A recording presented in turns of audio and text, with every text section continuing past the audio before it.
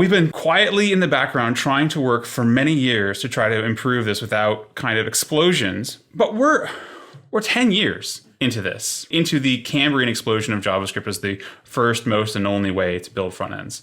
And I think we have to market and say it's not going well.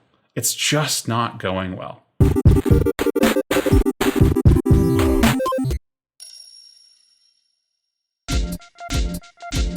This episode is brought to you by Sentry. They just launched Session Replay. It's a video-like reproduction of exactly what the user sees when using your application. And I'm here with Ryan Albrecht, Senior Software Engineer at Sentry, and one of the leads behind their emerging technologies team that built this feature. Ryan, what is this team all about? Emerging Technologies has been one of the greatest teams I've been working on, like in my career, and I think it's been highly successful. We just today launched Session Replay, and so it's a big celebration here, but I think that what we've built is going to be able to help all of our customers to solve their problems faster and really look at debugging and fixing issues in a new way.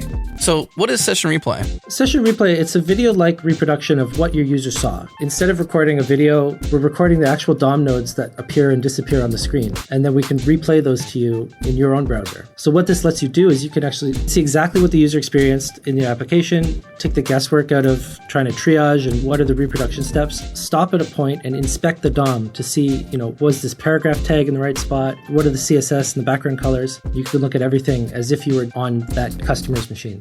There you go. So if you've been playing detective, trying to track down support tickets, read through breadcrumbs, stack traces, and the like, trying to recreate this situation of a bug or an issue that your application has, now you have a game-changing feature called Session Replay. Head to Sentry.io and log into your dashboard. It's right in the sidebar to set up in your front end. And if you're not using Sentry, hey, what's going on? Head to Sentry.io and use the code PARTYTIME. That gets you 3 months for free on the team plan. Again, Sentry.io and use the code PARTYTIME.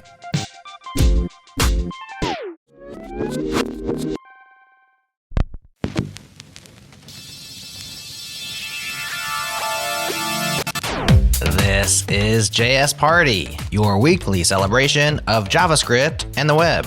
Are you ready to play Front End Feud? Well, ready or not, the feud's coming at you on next week's episode. Thank you to our friends at Fastly. They are the reason our podcasts reach your ears so fast everywhere on Earth. Check them out at fastly.com. And changelog.com is powered by Fly. Host your app servers close to your users. No ops required. Learn more at fly.io. Okay, hey, it's party time, y'all.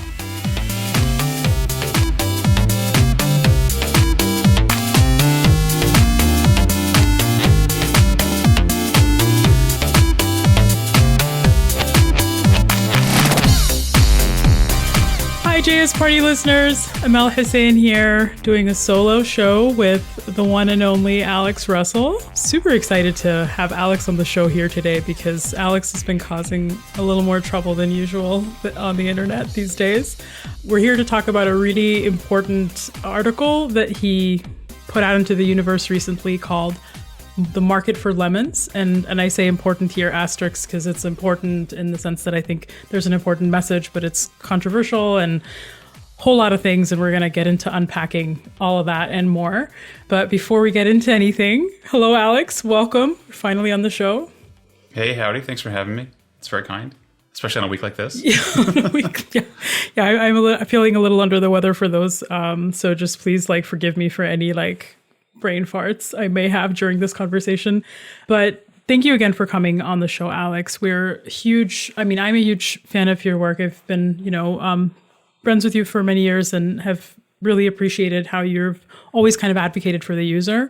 I think you're kind of a complicated person, quote unquote, in the sense that I think you're I think your passion for the user and, I think passion for kind of web performance and all those good things, I think, they can get animated, I think you can be a lot on the internet. Spicy. There we go. That's the word. Yeah. So that being said, I think what I'm excited about doing today is getting to, I think, unpack something that you've been really spicy about recently. And I think give it the nuance and give it the context and give it the wider picture that I think really deserves, given the importance of the topic. And so before we kind of dive into that, I'd love to kind of, if you could just share with our listeners a little bit about your background. Who are you, random spicy dudes on the internet? And tell us a little bit about how you got to where you are today. Sure. So my name's Alex Russell. I am a product manager, I guess now, on the Edge team at Microsoft. And I've been working on browsers for 14 years, something like that. I joined the Chrome team before 1.0, but prior to that, I had spent something like a decade building extremely large JavaScript applications, often for folks who had real problems. So I was the lead for the Dojo Toolkit project, which was the conglomeration of a bunch of other sort of proto-DHTML libraries back in the early 2000s. And that became kind of the corporate standard for IBM. We used those tools to build things like business intelligence dashboards, Ajax business intelligence dashboards for folks like Informatica. We built entire PIM suites out of it, helped Sun build stuff. I think some of those systems are still running. For a bunch of years there, the AOL email client was based on our technology, calendaring, chat, email, the whole thing. So around the same time, a lot of my friends in the early kind of proto JavaScript days had been getting hired by Google, and eventually they pulled me in. And so then I spent the next 14 years or so working on browsers, specifically the web platform. So I helped lead projects that developed various aspects of ES6, things like arrow functions and classes, promises, async and await. We developed at the same time what became web components. We prototyped a bunch of new things in CSS that unfortunately had to wait a much longer time to make it into the world. And then from there, developed PWAs and service workers and helped lead the team that did push notifications. And, then we did Project Fugu, where we've been expanding the power of the platform to do things like serial and HID and USB and Bluetooth and NFC and access to low-level camera stuff, web transports, web codecs. So, and I spent about a decade on TC39 in the middle there, and then ran standards for the Chrome team. So these days, I spend about half my time working directly with Microsoft's largest web products. And before that, since 2015 or so, spent a ton of time doing this kind of incidental consulting with people who are building PWAs. Not because I want to care about performance. In fact, I actually kind of don't want to think about it. It's just that whenever we sit down to work with teams to try to figure out what hurts, that's always at the very front of the list, whether or not the team knows it. And that's been an extremely depressing kind of Groundhog Day thing since about 2015. When we would sit down before every Google I/O or before every Chrome Dev Summit with a set of teams that we wanted to highlight their incredible work on a product, working with these incredibly smart engineers, and they will have built it out of the new hotness in JavaScript land, and it will perform like absolute dog. Just not okay. Just absolutely not okay. And so then it turns into this remediation process. These are, and I cannot stress this enough, these are not bad engineers. These are people whose houses that they've constructed are extremely flammable, not because they didn't know how to join the corners and put up joists, but because the materials that they were sold were not fit for purpose. So a lot of things, ended up in their hands. And so then we would sit down and a lot of this work turned into sort of more incidental consulting. And again, I can't stress enough, performance is just the first thing on the way to getting to where we really wanted to go, which is to say, okay, have you tried out these cool new APIs that we're trying to make the web more powerful with? We want to help you learn about what you need and then identify the next set of problems, because that kind of consulting, that collaboration is how, if you're a platform maker, you can go around and you could give everyone a survey and say, what do you need? And you'll probably get a bunch of answers that are just please make me a faster horse, and the only way that you really learn about what people actually need for their products is to go sit with them. So it was an attempt, and as a continued attempt, to try to learn directly from people building products about what's hurting most, so that we can go and add those things to the platform. But this performance thing is just this constant, irritant. It's an ankle biter at every moment. We just can't seem to get past it. So here we are. Yet another team at work was extremely let down by a bunch of tools that had been sold to them on scalability. And the only way that those tools scaled was directly downwards like a lead balloon. And it's not the team's fault. They are extremely strong engineers. Extremely strong engineers. I can't stress this enough. I work with great people. I've been lucky enough to work with more than 100 organizations over the last 8 years. They're filled to the gills with good engineers who have been absolutely let down. There's so much to unpack right there. So you're like JavaScript kid slinging JavaScript, working on some pretty kind of, I would say, foundational and monumental projects on, the web platform many decades ago. And I think you've really been very influential in the standards community and all kinds of spaces. And, a lot of things that developers use today, I think were, you had some influence in, which I'm always amazed at how that list like grows every time I speak with you. It's like, wait, hold on, what? You worked on what? Like Alex?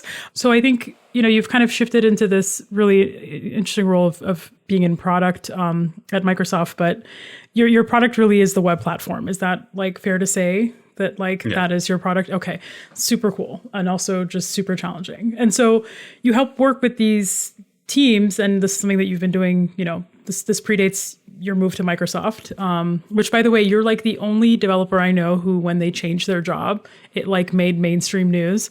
There's like articles of you, like when you're like it was like top web advocate at Google leaves to join Microsoft or whatever. Like that was just, I was just really amazed at how that actually made mainstream media. But well, all the people who actually do all the work are still at Google, so don't worry. Like Chrome's not going to start to rot. Right. That's true. But essentially, you've been working on helping teams really understand like looking at stack traces and understanding how to improve their performance. And this has been something that you've really, I think, like honed an expertise on. And I think people, not just at Google, but I think people outside of Google had been reaching out to you for years to just say like, hey, could you help me with the stack trace? And so, well, and a quick plug, if you work on a public sector website, if you work in, public utilities, and you have web performance questions, my DMs on Mastodon are open. I do performance consulting for public sector entities for free. So just, no one really pays me to do this aside from my boss going to go sit with the office team or whatever. But don't worry about it. We'll find time. We'll make time. We'll get you the analysis that you need. Awesome. And be careful what you wish for, but also that's cool that you just did. I've seen a lot. It's okay. All right. So kind of fast forwarding to where we are today, like you've been looking at traces, they've been getting progressively worse. And so like what kind of, this article titled The Market for Lemons, which we'll link in the show notes, everyone should take a read.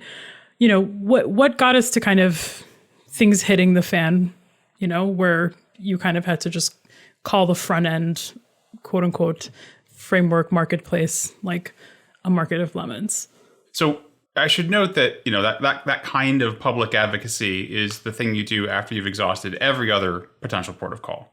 So, you'll note that there are some teams that, we're shipping, way too much script and like actually generating some pretty bad results. So for instance, when I was at Google, the Angular team will tell you that I did not mince words. Or when the Polymer team would come to me and say like, hey, here's the thing. And I put it on the bench and I'd be like, not good enough, not nearly good enough, right? So the thing about like taking the user's side is you can't play favorites. You actually just have to play the user as the favorite at every moment and do it honestly. Otherwise, you don't have it. There's nothing else to do. You'll have undermined the whole point of the exercise, right? And the whole point of the exercise is to be delivering a web that is effective and competitive as a counterbalance to, closed, owned and operated ecosystems that I think are worse for society. So I want the web to win. And for the web to win, it has to deliver value, not for just the businesses that make the websites or the people who get paid to make the websites for the businesses, but for the users, right? There has to be a social license to operate for the technology that we deliver. So for many years, I would back channel the bad results that I was seeing out of various framework concoctions back to the framework vendors. And some of them were extremely frustrated, of course. They didn't want to see that, but some of them responded constructively, right? So I had a bunch of back and forth with again the Angular team, and I can say that I don't think they appreciated me very much. But eventually it sunk in, and they made changes, and they built a whole new renderer, and they started to signpost the value of having less script, and they started to do something that wasn't exactly strictly technical. They started talking about what it meant to succeed in the constraints that users actually experienced. And that is, I think, the beginning of a change in our orientation towards what it means to do a good job about engineering, which is not just to say to bodge together and, ship your Frankenstein's monster out the door the minute that it can crawl. It is to try to understand how our products work for users, specifically the marginal user, and then try to build within those constraints, because product success on almost every axis is determined by whether or not it succeeds for the user. So they made changes. They started talking about it. They started changing the orientation of their community to start thinking about these things, which initially weren't part of their narrative. And I have been extremely proud to see the way, the Sveltes and the Preacts and some of these other frameworks over the years have continued to keep the user front and center, to pitch the thing that actually works. And I am apoplectic that so many teams, despite this wealth of really good options, right? Like there's lit, there's fast, there's quick. Now that Mishko has sort of had a Damascene conversion, there are all of these tools that they're not the silver bullet, but they are at least narratively not misaligned with what's mostly going to work for most users most of the time. And they have not had success in the market, in part because they've been crowded out by significantly worse alternatives. And I say significantly worse, not just at like the technical level, although that's also always a problem.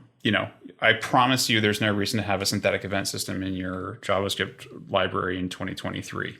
You don't need it. So there's stuff like that. But the way in which teams get sort of swept up in a low quality ecosystem and they can't differentiate the low quality from the high quality seems to me to be a contributor in the kind of FOMO driven narrative misformation. Just development to some degree. Yeah, which eventually becomes momentum driven or kind of like path of least resistance driven.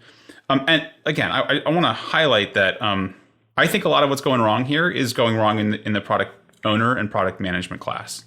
I'm sick to death of walking into teams engagements and then seeing the management not realize that, like, try to blame the engineers.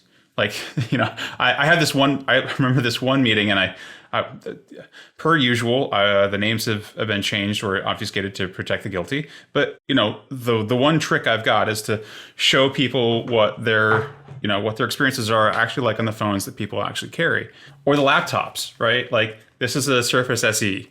This is the high-end version, so it's 4-core. I think it's maybe 8 gigabyte. Those are 4 slow Celeron cores with eMMC for storage. These things aren't fast. And so, like, when you show product owners how their situated experience from a marginal user actually goes, a lot of times they kind of get upset.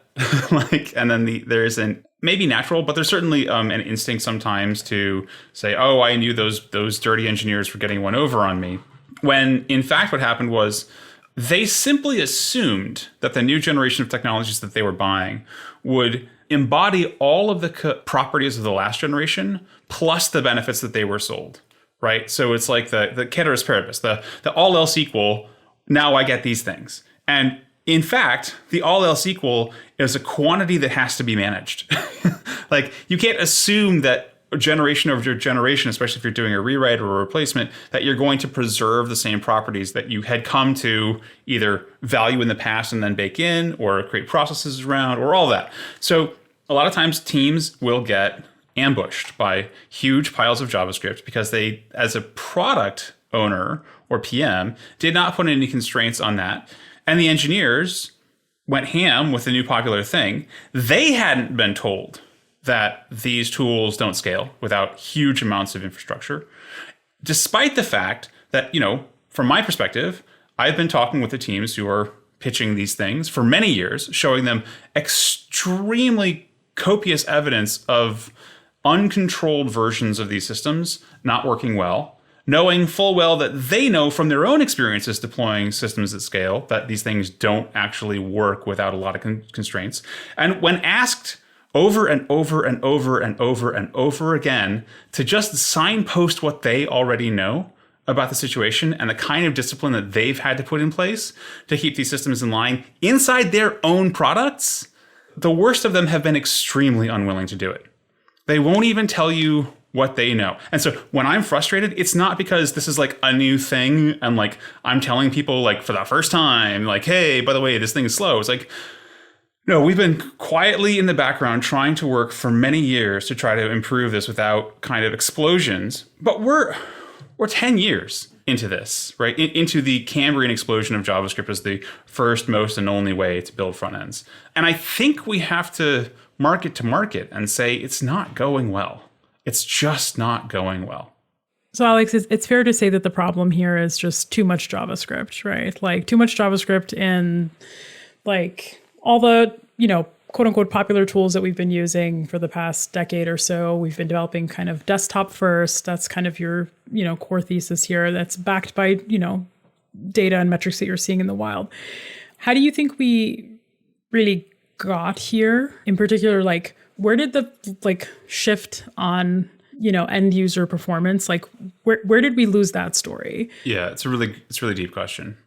So my perspective is that a couple of things stopped being true that had been true in the past. And if you look at the 2010, 11, 12, 13 moment of frameworks coming in from the cold as like this brave new way to do everything, they had mostly been built in a desktop first world. The mobile web was not a sidelight at the moment, right? At the time, like post 2008, post iPhone, like mobile users were a real thing. Every business was thinking through, do I do responsive? Do I do MDOT? What is my approach to doing all of this? Those conversations started to fall away at some point because the tools that people would pick up that they preferred had been built for this desktop era and they just weren't working on the mobile side of things. So a lot of businesses actually split their vote. They said, okay, well, we're going to do apps for mobile and we're going to do web for desktop, and never the twain shall meet. And of course, this creates a whole new series of product problems. But the key, I think, thing about this is that the JavaScript community, the web community, was kind of high on its own supply by 2010 and had started to furiously discount the reality of mobile. And then as soon as 2015 happened and Apple started to pull away, like really pull away on CPU performance for devices, the fact that the wealthy developers who were the JavaScript intelligentsia all carried iPhones started to create an ever tighter privilege bubble around their experiences in which they couldn't understand what people like me were on about. Like I gave this talk in 2016 talking about, I'll find you a link, talking about how the performance of the stuff wasn't working and trying to, put a finger on exactly these factors. But Moore's law was working in the sense that every 18 to 24 months, we would continue to see a doubling of transistors for a given price, right? Like that's kind of the outcome of Moore's law. But because the price of devices were just falling as they entered mass market, that meant that we had a fixed performance budget every year because we were in an explosion of distribution to ever poorer users. Year on year, the next marginal user who got a smartphone for the first time, the person who was somewhere in rural Indonesia or rural India, who were swapping out, or a tier 3 city in India, who were swapping out their flip phone that they'd had for a decade for the first smartphone, they weren't paying $400, $500, $600. Like for the last decade, the median price of a smartphone has basically been the same at about $300. It's been hovering, like it fluctuates a little bit. At the same time, I think if you're wealthy like us, it was just to say if you live in a house in the United States, like you're a wealthy world historically. If you're wealthy like us, then the price that you will pay for a new unlocked device has only continued to escalate, as has the performance of that device. So we have been experiencing a discontinuity where our previous alignment as developers to something that kind of felt a little bit like the lives of our users, right? Like maybe we'd have slightly faster computers, maybe we'd have slightly better network access, but we had friends and family whose experiences were basically kind of in line if they were online. That is now a yawning chasm. That people talk about the digital divide, but this is the digital divide, is the median to low end smartphones versus the wealthy people devices. And that has also kind of, by the way, started to take hold on, in desktops as well, although it's a much smaller market. So desktops are, they're important, obviously. Microsoft thinks desktops are very important, but they are not the same thing as where the puck is going. And so web developers didn't adapt to that new evidence. And as the evidence started to show up, it became pretty clear that there was a whole pile of people who didn't want to engage with it because it was going to invalidate some of their preferences and priors. And, so this post I wrote this last week is, like I gave a talk in 2016 that said, hey, we can fix this yet. And I gave a talk in 2019 where I went through a bunch of the data about how it still wasn't going well, right? This is the final straw. This is, you done f***ed up. Like, it's not working. And in that sense, I think I have seen so much over this long arc of so many teams get stranded in exactly the same way, and they all think that there's something wrong with them. Mm-hmm. Yeah. So let's unpack that. So teams thinking that like, hey, like we are really trying our best, but we keep kind of ending up in the same situation of like really not being able to like deliver performant user experiences. They think they're the first. Mm-hmm. That's the first problem. They all think that they're they must be holding it wrong. Right, exactly. And you're I keep saying the word thesis here, but like I can't think of a better word. Your experience. Yes, experience has been that, hey, it's not you, it's the tools, and it's not necessarily, it's not just the tools. Yeah, it's the culture, right? And there's no single culprit here. Like we're all guilty, myself included. We're on a podcast called JS Party. I mean, come on, But I mean, to kind of peel the layer back for how we got here. First iPhone came out in 2007, you're talking 2010 in terms of timelines, how there's still a pretty desktop heavy bias. And I feel like for me, like momentum is momentum. You have developers kind of trudging along one way. And as someone who's like been a lead engineer for I would say a few years now, right? It's trying to stop a bunch of determined engineers and like getting them to turn left instead of right is really quite a challenge, right? It's not easy. And that like discernment and like that kind of discipline, like the discipline of being self-restricting, right? Like it's just not like, I feel like front-end engineering is just big creative space of like where people just want to do the things and do all the things in JavaScript. And that's just really, that's for what it's worth. Like, yeah, JavaScript may be a drug and like we're all on it. You know what I mean? And so, yeah, it's tough. It's tough to break out of that like bubble and momentum and right. Like it's something that's been, it's a very strong pull. And I think you're right to flag this as a lack of constraint, right? Because that's what I've experienced. And I mentioned this memory of going to this meeting with a team that had flown all the way in from somewhere in Europe to Mountain View, making a price comparison website, right? Like you're not at a price comparison website if you're shopping for Prada handbags, if you're trying to get your next Birkin, right? Maybe you are, but like that, right? That wasn't their market. And so showed these folks their experience on the actual kind of devices that their actual users have. And they were astonished. And then they started to try to blame the engineers. And I said, stop. Like, this is, no. Like, this is on you. Show me your phones. Yeah. Right? You get all these people with C in the name to get the phones out of their pockets and put them on the table. It's all the latest iPhones. They don't live like their users. They have not done the work to develop an appreciation inside of their product organization, that the product is the experience that the users have of a digital service, and that you have to, be there with the user if you're going to do a good job at the product, right? And this is a million miles away, by the way, from how the most successful digital brands operate, right? Facebook, for instance, since we're on the topic, famously had, kind of like 2G Thursdays, I think it was, where all the Wi-Fi APs in the entire company would suddenly go down to slow 2G speeds. If you ask what framework Google.com uses, I think it's still some JS Action stuff that was built in-house in like 2009, because it can't afford more than that. What is the framework that Amazon is telling you all about, right? Like, they're not. Why is that? Because that would absolutely destroy their numbers. That would destroy their business. So they're not doing that. I've heard so many tales out of eBay, for instance, about people coming in and being extremely excited to get rid of Marco. And, well, we have to move to React because blah, blah, blah. And then someone pulls out the spreadsheet and says, okay, is it worth X? Right? I heard an acquaintance was telling me recently that they had thought that each kilobyte of JavaScript on their mid-market, again, not high-end products, like their mid-market SPA e-commerce website was costing them at scale about $100,000 a year in lost revenue. So they did the study. It turned out it was 700. Every kilobyte was worth $700,000 of revenue, right?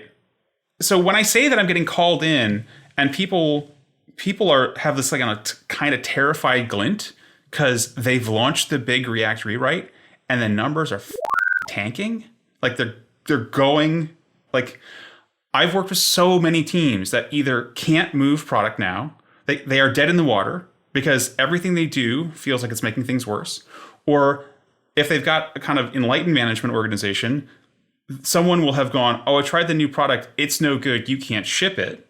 So the thing they've been working on for 18 months is now blocked and dead in the water, right? And so, sitting with these teams who are in real pain because the business has finally connected the fact of the flammable construction materials with the fact that it looks like there's an arsonist on the loose, right? Like those two things actually have a relationship.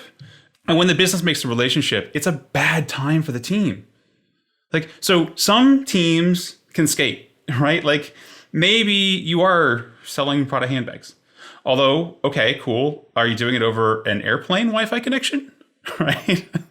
Like there's just a lot of like situational stuff that you really want to work through if you're really going to like make it a high confidence assertion about who your users are and where they're situated.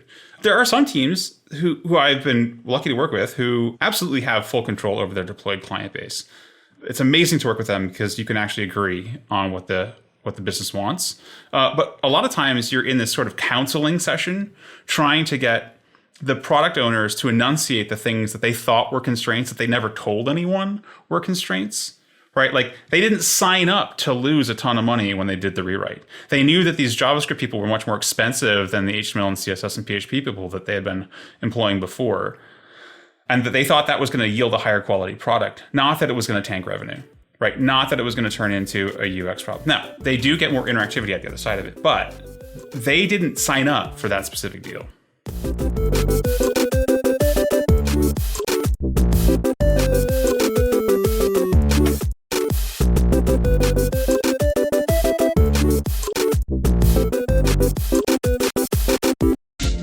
What's up, party people? This episode is brought to you by our new friends at Lolo Code. Lolo Code lets you build cloud agnostic serverless apps that make it too easy to go from 0 to 1. If you're familiar with building serverless apps, you can think of Lolo Code as your backend with a visual editor to let you think and build at the same time. No servers to worry about. This is serverless. And I'm here with Gabor Nagy, software engineer at Lolo Code. Tell me, Gabor, what gets you excited about Lolo Code for developers? So Lolo Code is sort of all about the mentality of reducing the threshold and the pain of getting something from having an idea to actually having something in production. I think that a lot of developers that I know and that are out there know the sort of frustration of having an idea and wanting to prototype it, and it being a pretty difficult process of actually getting from, okay, I have an idea, and actually having a stack, having code, having deployed into a cloud or whatever. It takes quite a bit of work, and Lolo really focuses on minimizing the effort required for that process to actually take place. It's a low-code environment built for developers, so that actually means that you get to visualize the different nodes and the data flows between them in your application, which kind of makes the whole process of prototyping and the whole process of sketching out the architecture and getting a better understanding of what it is that you're actually building and how the whole thing functions much easier to understand while you're actually developing the application. So instead of having to spend hours with a whiteboard first, you can actually sit down and start sketching out your application by creating these nodes and creating these links between them while you're actually already doing the development work. Very cool. Thank you, Gabor. So Lolo Code is built for developers. Try it free today. No credit card required. Check them out at lolo.co/JSParty. Again, lolo.co/JSParty.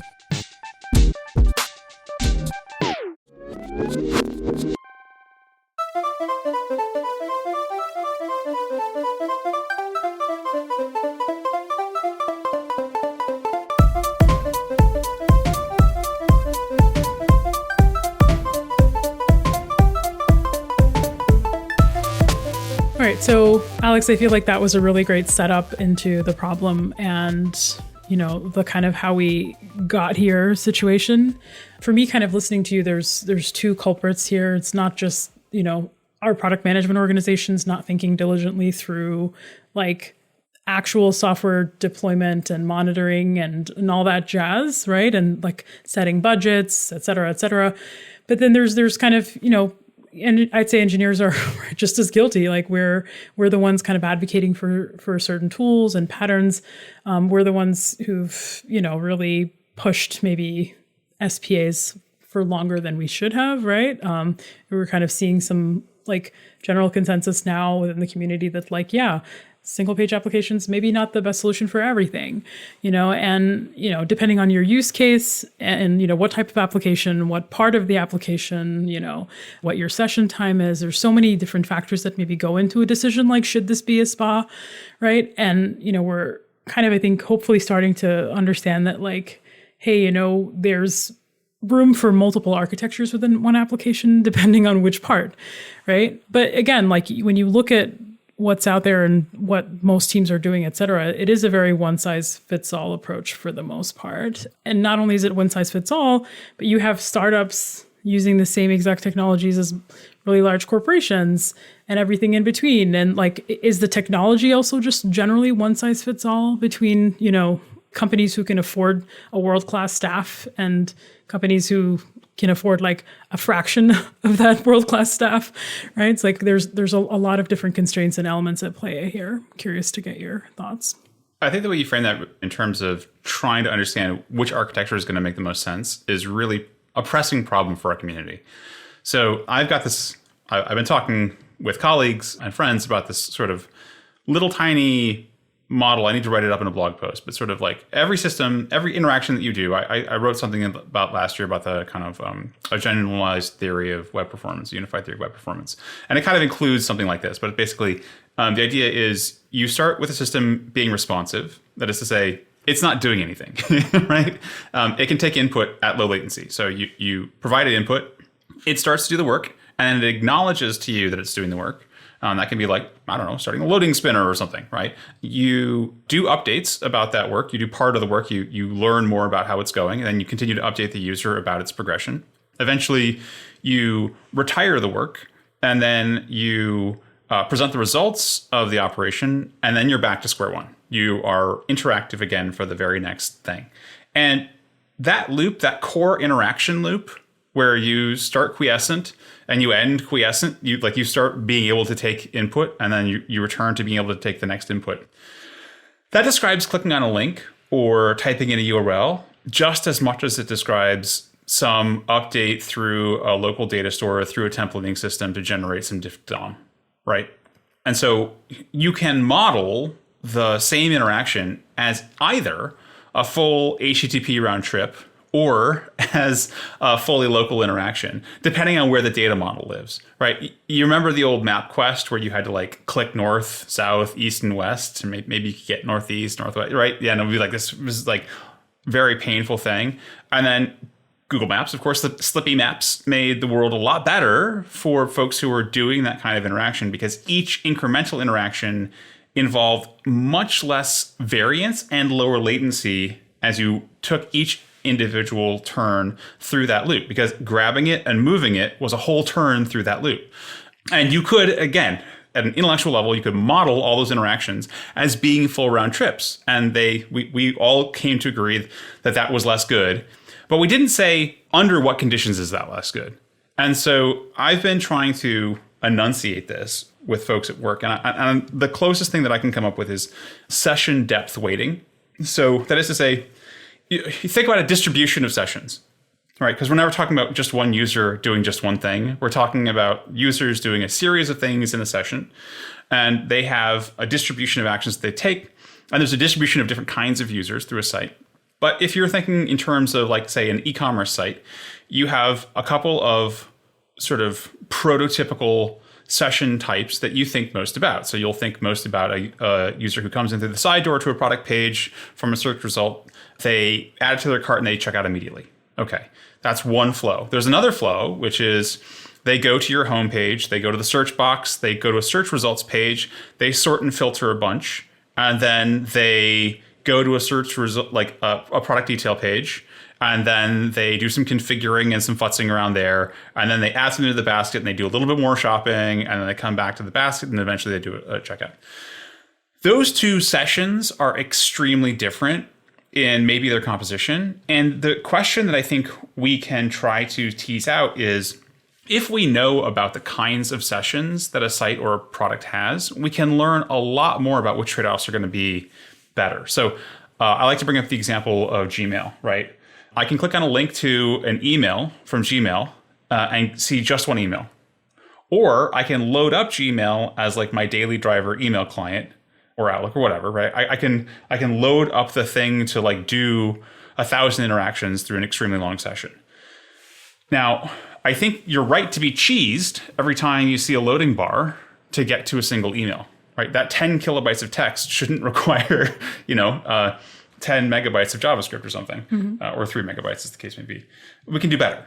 So that's related to session depth. And so if we think about SPAs as being appropriate for long and deep sessions, especially where there's like high frequency and low latency interaction, editors are a perfect example. The Figmas and the Photoshops of the world. You need a local data model because otherwise network variance and network latency in the critical flow are not great. Whereas for lots of other kinds of applications, which are either not editors or have much shorter sessions, even if you could imagine the most engaged user, fetishize the user who will spend all day in your thing, the reality probably isn't that that's who most of your users are. And we can know something about most applications because, honestly, most software projects today are not greenfield.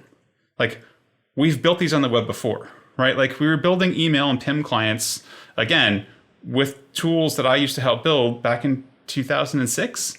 Like full business intelligence suites with Ajax in 2006 and 7. Like, this stuff isn't new under the sun. We can say that we know something about these classes of applications now. And so as a result, we can start to characterize them by those session lengths. And then we can start to decide whether or not we need a local data model and all the tools that are premised on operating over a local data model. When we talk about this SPA technology, what I think we're really talking about is, do I have a local copy of some subset of the data that I'm going to be manipulating frequently, applying optimistic commits to, and then updating my UI about as quickly as I possibly can in order to make it feel better? And that's extremely subject dependent as to whether or not the app itself is going to feature long sessions on average. So I love WordPress as an example here. So WordPress is two applications, right? WordPress is an editor. So you sit down and you want to write a blog post. You go into the editing UI and you have a very long session, probably. It's a drilled in editor. That editor does lots of stuff, loads of stuff. You can sit there and preview and refresh and all that kind of stuff. Whereas if you're a reader, that experience is mostly going to be thin consumption, like 1 to 2 clicks. And so in those sessions, the user who has a very long session can divide the costs by the total session costs in terms of latency or payload or whatever you want to call it, because those things kind of blend into each other, over the number of interactions that you take. So if you can drive down the resulting fractional number, right? Like if you can get that to some low number because you front-loaded stuff and therefore each subsequent cost was much lower versus the sort of full page refresh model, then you're winning. But if you're a reader of a blog, like you can't afford any of that because like the denominator is 1, maybe 2, right? Scrolling doesn't count because the browser does scrolling for you and it's magic. But one chance to make a first impression, and like, yeah, you know, depending on the context, you definitely need to like meet your user sooner rather than later. And yeah, I think this whole concept of like the nuance of use case is something that really hasn't been fleshed out in our community as much, right? And eager to like see your post on that topic, you know, but you know, there's just also gaps with the way we generally build products. Like we're not really thinking through like our whole model for software development. Like it's just very one size fits all, build the thing, ship it, you know, this kind of nuance of, you know, like really building for use case, like it just isn't there, right? So I think, is this something that will, like, is this alone enough to solve our problems? I'd say a bunch of them probably, but I think that still kind of leaves us short in terms of like what are the most kind of quote unquote popular tools today, and how do they help us easily meet that gap? Because the reality is, like, developers have 101 things to do on any given day, right? Product teams are strapped on time, right? There's that whole time thing, right? This needed to be delivered yesterday. And so, like, this is why frameworks are popular, right? Like, there's a turnkey element to the experience of using a framework, and also buying into a community of existing like utils and whatever that are part of that framework's community, right? So like, how do you, like, where do those kind of real world problems kind of come into like helping kind of shore up this gap in how we deliver software? Yeah, I'm reminded that engineering disciplines that kind of survive maintain their social license to operate by not maiming their operators on a regular basis. Right. Like, that's just, and you get there lots of different ways. You get there through labeling, maybe. You get there through training, lots of training. Most serious engineering disciplines involve a great deal of training. And I think it's fair to say that we've made the front end so complex now that anyone who can hack it writing JavaScript in a kind of complex front end today can easily train to learn CSS and HTML and basics. So I don't think we have a skills gap, not a capability gap at some level. But then, as you were sort of focusing back on the product side, we have a gap in appreciation for evidence. So I hear an overwhelming sort of assertion that the developer experience is now significantly better than it was before. And I just keep waiting for someone to prove it. Right? Because the teams that I work with have astonishing build times sometimes. Like, I've seen teams with 40, 50-minute builds, 2-hour builds for a website. Yeah. For a website, right? And, like, that's on modern hardware. That's not on the hardware that we were, building several thousand or million page websites out of in, 2006 or 8, right? That's on SSDs. Disk got 1,000 times faster. Like, in terms of latency. That's astonishing. Right, but we have like the JavaScript build ecosystem and tooling ecosystem has like also exponentially grown, right? And as it should in many ways, because I think we're able to do better and like in terms of shipping more like optimal code across the wire and or linting and whatever else, right? Like, there's like pros and cons to that, I think, but because we don't like, you don't want people to be doing that by hand, right? Like, I mean, I think that's true when you are operating your system and it's not operating you, right? So like, a lot of teams that I've worked with are in this place where they have bought, even if they didn't realize there was a transaction going on. They did the starter project thing. They took the next thing. They took the Angular starter kit. They took the whatever.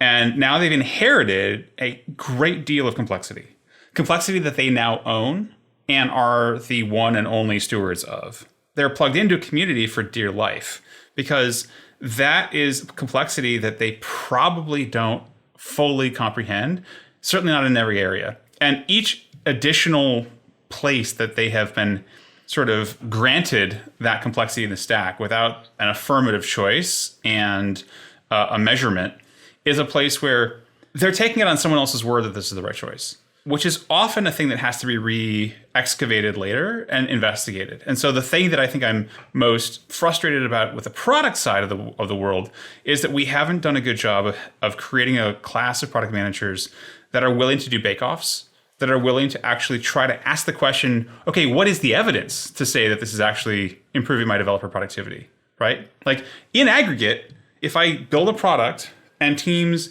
get dead in the water for a month before or after launch, the wind in the hair feeling at the first month, when you had 2 engineers on it and not 20, is that faster? Is that better? Are we actually going faster? So I'm extremely disappointed right now with the web development community's sort of poor characterization of its very bold assertions. Maybe they hold water, but the fact that no one's looking and no one's asking, it suggests to me that we've entered a kind of evidence-free zone, and you don't get out of that except by accident, right? So we have to be a little bit more intentional, I submit. And this is where, when we're working with teams to try to get them out of the ditch, because there's so many products in the ditch, the most important thing that we wind up doing in this sort of like technical coaching kind of thing is to help the teams learn what choices they have embedded inside their stacks and then learn to operate those choices. Because in many cases, those choices are just latent. They're not things that they are thinking about in relationship to the other parts of the system so that they can make trade-offs about them. Because when the system is just kind of there and everything you do to it does something incremental to it, it's kind of spooky action at a distance. And that's a really bad feeling for a team. And so to get a team into a place where it can approach mastery of its own system, you kind of have to walk through a very long period of acknowledging what you don't know about the system that you've inherited. And these are all complex systems, right? Like a web browser is an incredibly complex system. And so part of this process is very often also teaching teams about how browsers think about their content, like how browsers actually work. Because once you can understand the choices that you're making in context of like how browsers think about the content that you send on the wire, you can start to, with a little bit more confidence, evaluate and then maybe reevaluate some of your choices incrementally. Because, the thing that I'm never going to do is say, blow up your thing and rewrite it. Like maybe if it's actually so bad, but, almost always in one of these consulting kind of situations, it's going to be here's how we're going to make the next increment of steady progress towards getting this thing out of the ditch. We're going to put some planks under it. We're going to put it in low gear. We're going to get a tow truck. We're going to pull it out gently. We're going to inspect it for damage. And then we're going to see if we can actually steer it without the axle being bent, right? There's just a series of concrete steps you go through. And they're all very painful when you're in that position because nothing that you're doing at that moment is going down the road. So when people tell me that they're having a great developer experience, I kind of want to see it in data.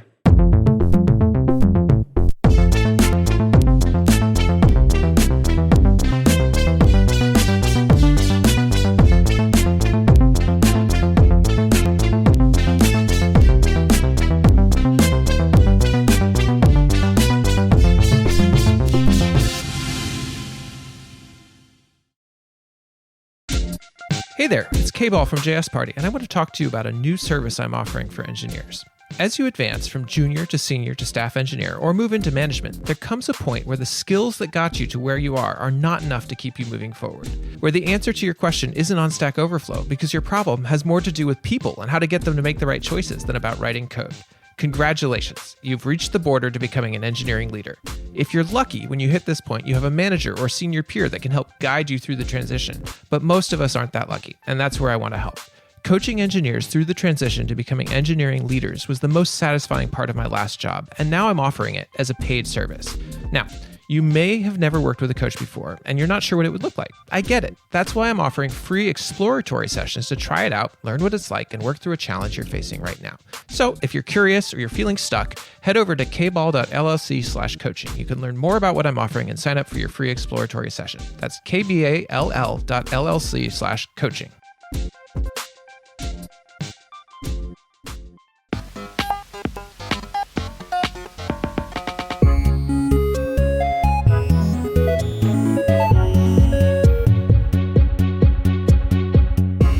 Dense in all the right ways. Lots of vegetables in those previous two segments. And so I'd really like to kind of see if we can take this messaging to kind of give developers some hope, right? Is all lost.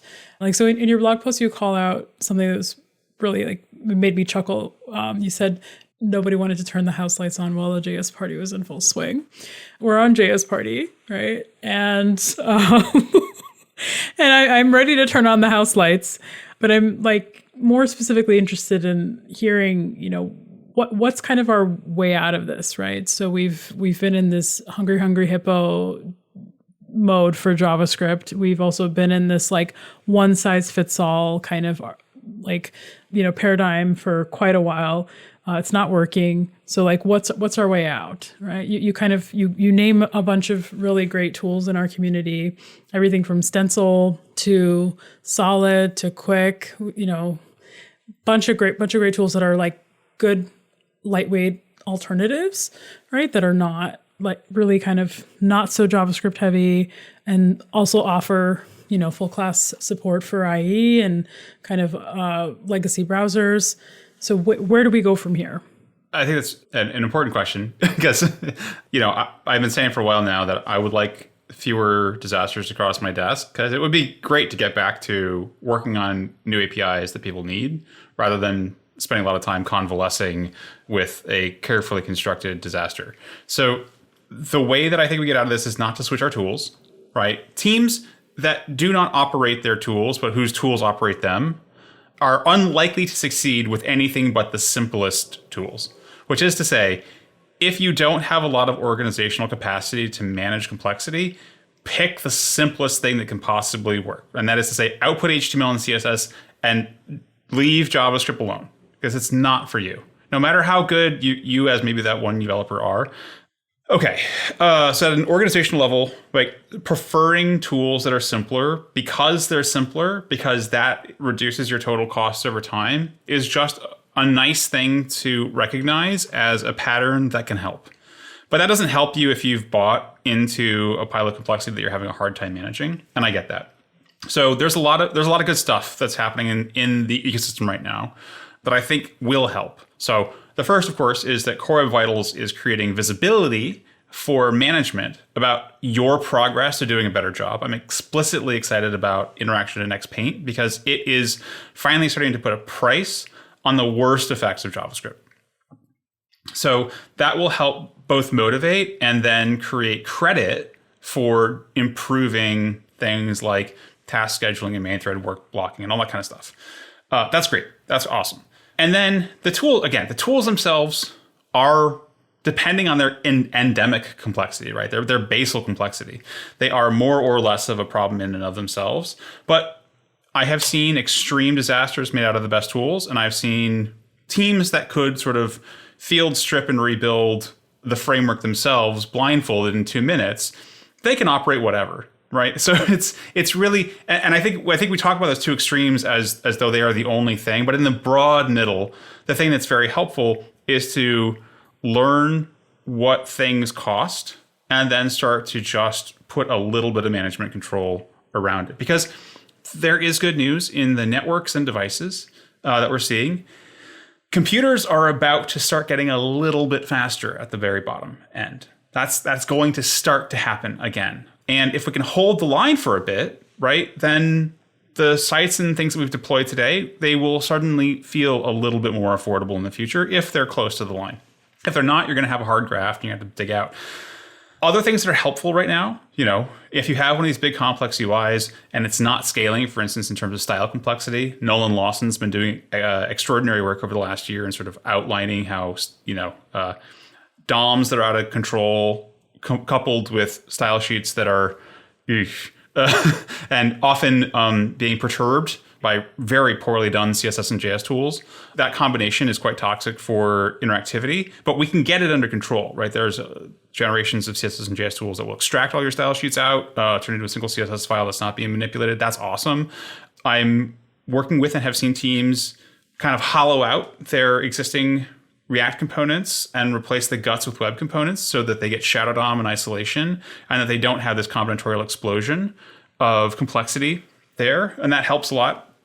And then teams learning to put the marginal user at the center of the conversation is just the most transformative thing. If you are sitting there talking about how it feels at the P90, at the P75, if your PMs carry these low-cost devices that are relevant to your business, and I don't want to say either is the one that you should use, although I have a post on like the performance baseline worldwide. But if you think about what you would want you to know about your marginal user and then decide intentionally to go serve that user, there are so many good tools, right? Like it isn't just going to be, as you say, one size fits all, but you can learn what size fits, right? Like we've got an entire department store full of great tools.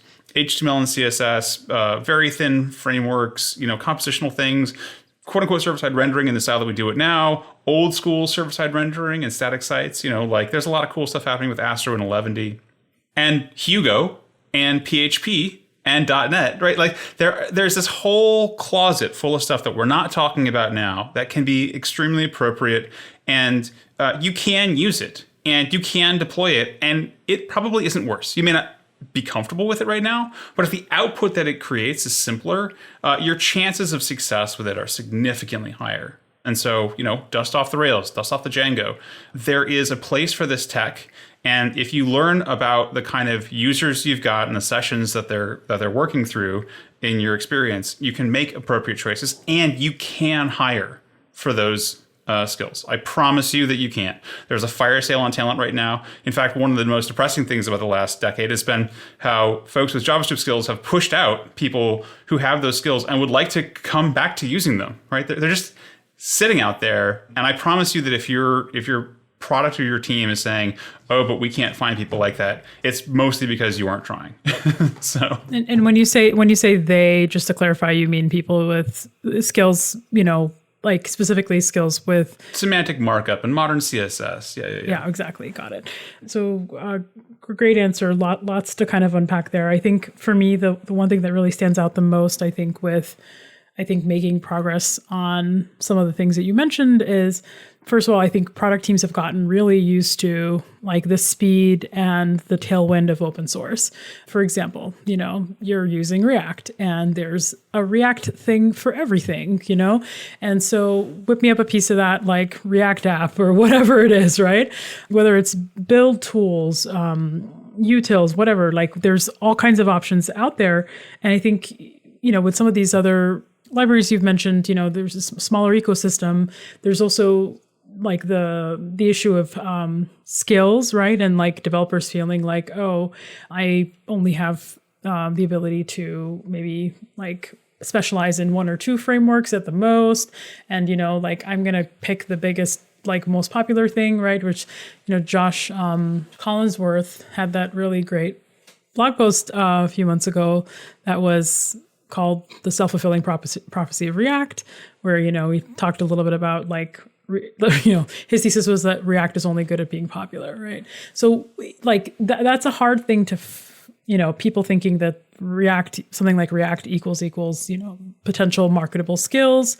And then, the ecosystem behind it, like those are two heavy things to fight. And I'm curious, what your thoughts are on that. Yeah, so I try to break them apart a little bit and say that if you're an individual who has skills in JavaScript and you're looking for how to improve, again, the most important thing you can do is learn to be putting the user that you're trying to serve at the center of it, and then start to think in terms of hitting frames like every 16 milliseconds, hitting that interaction target that you would like to have hit on your extremely expensive device on that cheaper device and for that marginal user. I promise you can do it. Computers are fast. Right? Like, and you'll find out where your framework might be a stumbling block, or where, like React will generate way too much GC in a critical section or something, and it'll hurt you. And that will turn into a challenge. You'll learn to solve it. Maybe inside the framework, maybe you'll learn to go around it a little bit, but those are incredibly important learning opportunities for you to understand the trade-offs. And then I would suggest, as an individual, if you've been living up in JS land where you're kind of doing everything in user land, the most important hours you can spend are not learning another framework. They are learning the system underneath you. Every hour you spend learning how the browser actually processes your content and actually thinks about it, actually thinks about the networking, actually thinks about how we take DOM and CSS and we construct them together, and we create the layout tree, and then we paint out of the layout tree, and then we rasterize that out in the GPU, right? That flow and how we do that every 60 hertz, every 16 milliseconds, learning the pieces of it and the sensitivities of that system to what you do in CSS and JavaScript and through your HTML will make you a better developer in every framework. So it's extremely important that you learn to think about that knowledge not as something that you don't have to think about anymore, but as something that now that you're not a beginner anymore, is extremely valuable to you because you're not at the end of your career. So, it's going to be important that you be able to adapt on a basis of shared knowledge across all of it. And then for teams and for organizations, I'd say that hiring thing, again, that's trope. It's not reality. I promise you there's a fire sale on talent right now. Go look. You could just pay for it and you'll pay less than you think you would. But in terms of the choices that you make in terms of stacks, I would encourage folks to be a little bit more data oriented, right? Again, step back and look at the actual experience. How many of these tools that you think are necessary are there to solve problems that the tools that you thought were necessary created?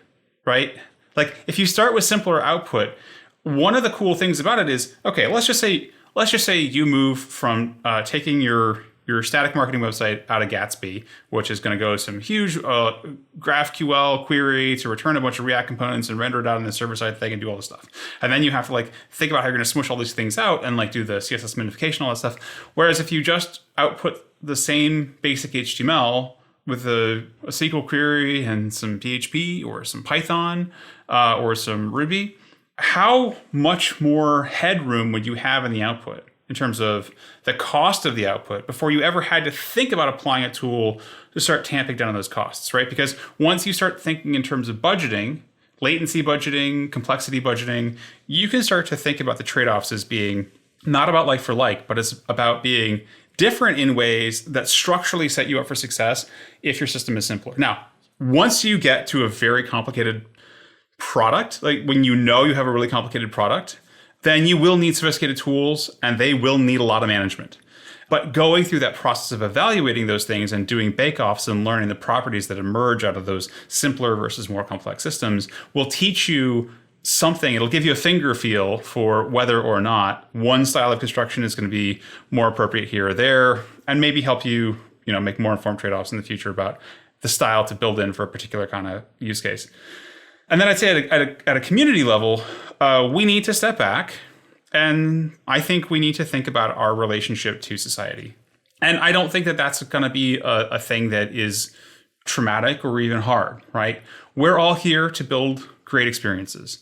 I believe that. I truly believe that. Like, I think Lori's piece in response to mine said something about how I think that developers are stupid, which is hilarious on a couple of levels. But I just don't, right? Like, I work with extremely talented people all day long, and I'm grateful to get to work with them. And if we take seriously that it is evidence and science that are going to get us to a place where when we apply our skills, they turn into good things for the people that we wanted them to, that's a fundamentally optimistic way, I think, about thinking about this technology. We don't have to accept what has happened or accept that it happened for good reasons, or even accept that the people who are still attached to it are correct or, worth having in the conversation, in fact. But once we put the evidence at the center of what's working and what's not, I think we can start to reevaluate our relationship to the technologies and acknowledge, on the one hand, we're more than our choice in JavaScript framework. I promise you there's life after the framework that you love right now. And also that as a discipline, the more we are reliably delivering good things for users and for businesses, the more likely it is that there'll be more work for us, more good things that we're going to be able to create in the future, and more users that we can help. And for me, that's the goal, is to be able to help users. And so when we put that at the center and we put the marginal user at the center of that question, then I think we get to a good place. So I'm optimistic. Amen to that. And yeah, Alex, I mean, that's really deeply insightful. Thank you for, I think, sharing that.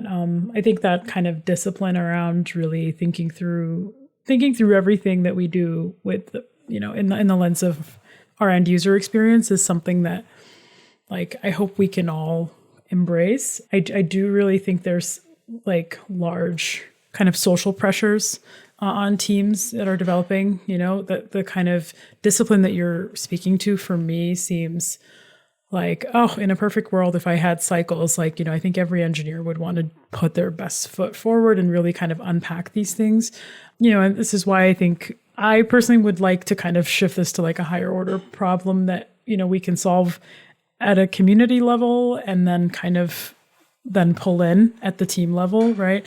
I think both in terms of training and like socialization and kind of thinking about things, from our product management perspective, having a new way of building products. And then also I think for, our engineers, like, having the cycles to kind of make decisions that are informed by data. I think like that's something that really is a missing discipline for us. So often we're looking at things on Reddit or, NPM download counts or GitHub stars or whatever. And those are certainly good metrics, but they're not the only, You asked a really insightful question earlier. How did we get here? And part of how we got here was that engineers enjoy a lot of autonomy and a lot of power inside their organizations in ways that I think they're not always legible. But it is the case that as an individual engineer, you have a great deal of authority over how the task is accomplished. And you can bring your values to that question. Not all the time, maybe not in the best way that you could possibly imagine, maybe not in the purest form, but it is worth trying because we got here because some of us were confused, right? About what that world looked like, who we were serving, how it was going to work.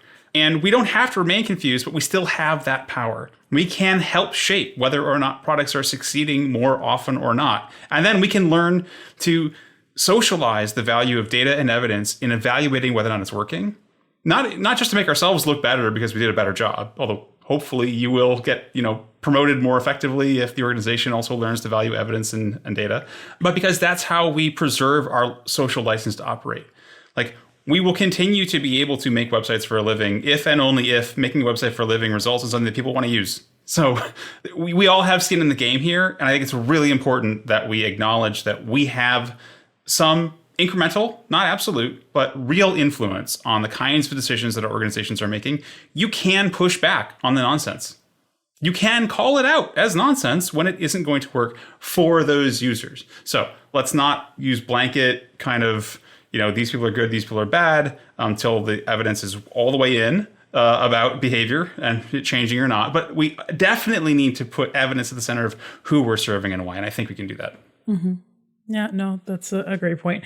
And so to kind of close this off, I mean, there's honestly, we could talk about this for hours. There's so much to unpack. I think for folks, like Lori, Seldo, who we'll put a link in the show notes to Lori's kind of counter to Alex's article. For folks who really maybe don't understand where you're coming from, what's your nuanced kind of response to that? And for folks who also think you're being too harsh, you're calling people out, you're singling things, and what's your answer to that?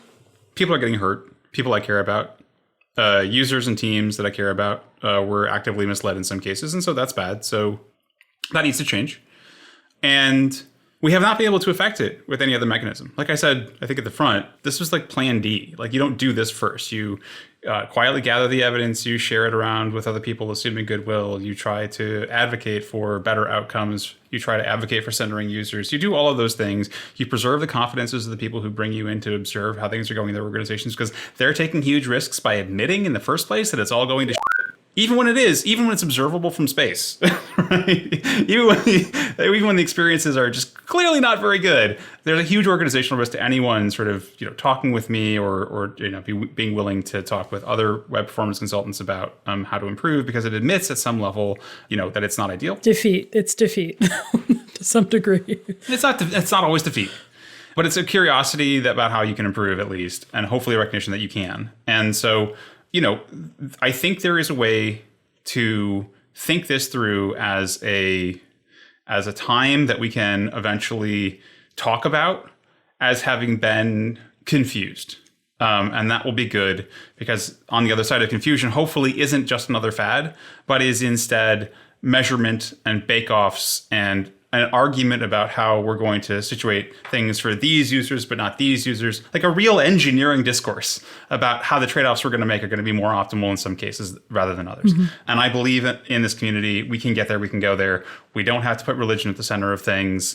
We can center evidence, and we can keep users at the heart of everything we're doing. Wait a second. Are you saying that Twitter polls aren't a form of science and or true metric collection? What's going on, Alex? Look, it's right next to my bucket of leeches in terms of the scientific method. So we'll, it's just an evolution. Hey, leeches, what's wrong with leeches? Leeches work. And I'm just kidding. All right. So Alex, just because I know people are going to be curious, hopefully inspired, where can folks start?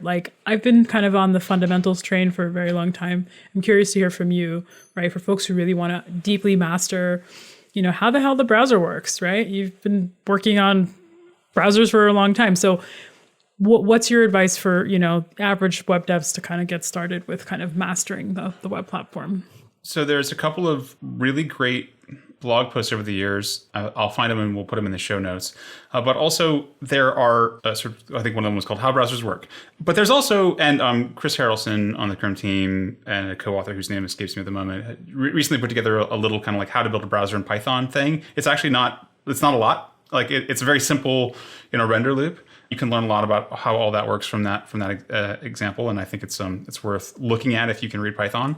And this will sound a little bit more daunting, but we have incredible training materials for new engineers who come from the classical computer science world and are just being plopped right into browser engineering. Like, that's not great. So it's called Chromium University because I promise you that browsers are as alien to people who work in C++ as C++ is to people who make websites. So there's a lot of crossover in this educational material.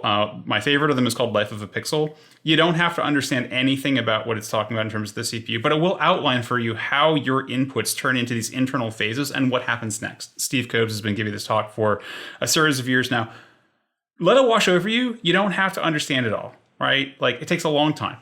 And then lastly, as you go through and start learning about the inputs and outputs of your system, you're going to want better tools. I would recommend, web page tests is the gold standard of these tools, but the dev tools that are already in front of you are pretty great. They can help you explore and learn and start to create correlations between this input and that output. There is great documentation online about those tools today. You don't have to become a performance expert, right? But it really helps to develop an appreciation for how your marginal user is actually going to experience it. So think about learning about how the system under you works and then getting yourself, cheap devices. Cheap devices. Get yourself a cheap phone. The good news is it's cheap. The bad news is everything else.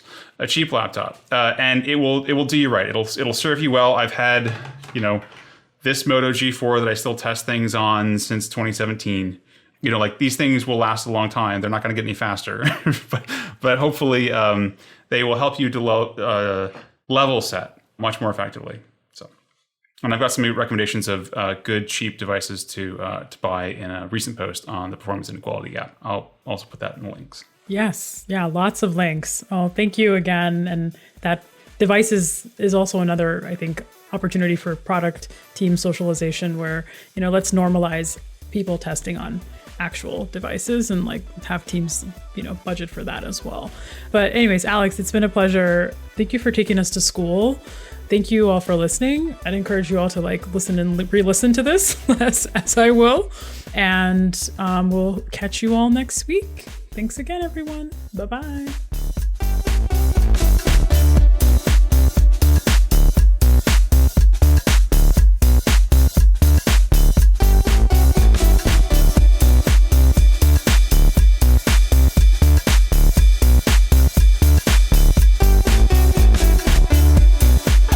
Changelog++ members, stay tuned for a quick bonus segment where Alex takes a break from yelling, "Get off my lawn!" to share some of his favorite web things that make him smile and might make you smile too.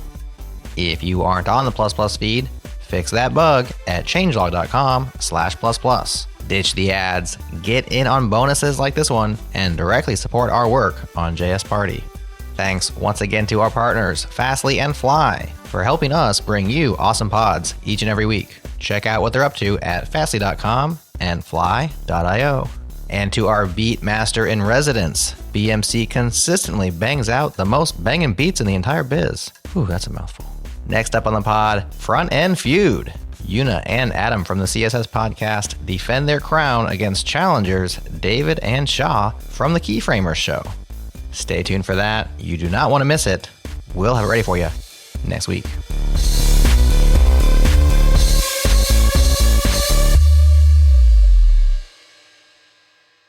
React just released experimental support for web